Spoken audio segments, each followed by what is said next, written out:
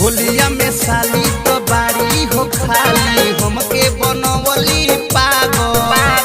भरी फिचकारी हम चली ससुरारी रात भर बानी हम जागो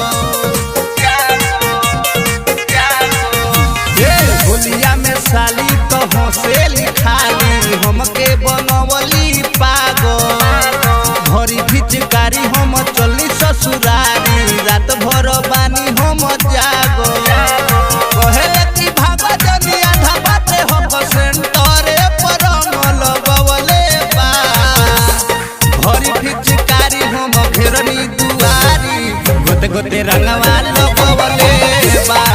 भरी फिचकारी हम घेरनी दुआरी गोते गोते रंगवा लगवले बा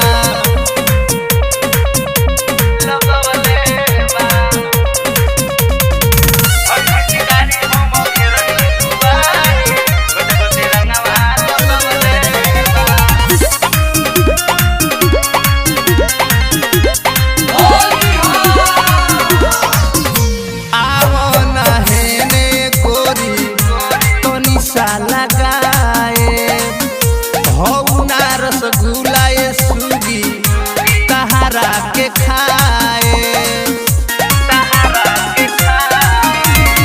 आओ ना हेने गोरी रंगवा लगाए वो हो ना रसगुल्ला जे तहरा के खाए आओ ना गोरी हेने रंगवा लगाए वो हो ना रसगुल्ला जे तहरा के खाए काहे तेरालू काहे शरमालू होलिया में मौका मिलल बा भरी फिचकारी हम घेरनी गोते गोते रंगवा लगवले बा भरी फिचकारी हम घेरनी दुआरी गोते गोते रंगवा लगवले बा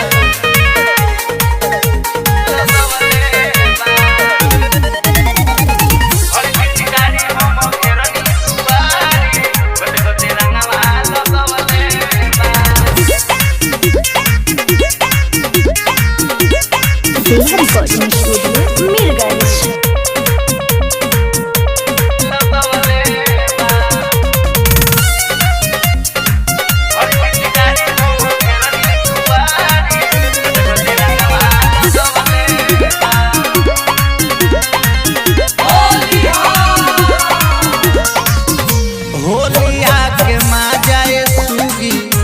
ढेर दिन पयाई सुखले सुखले ताहार पटोरी रह जाई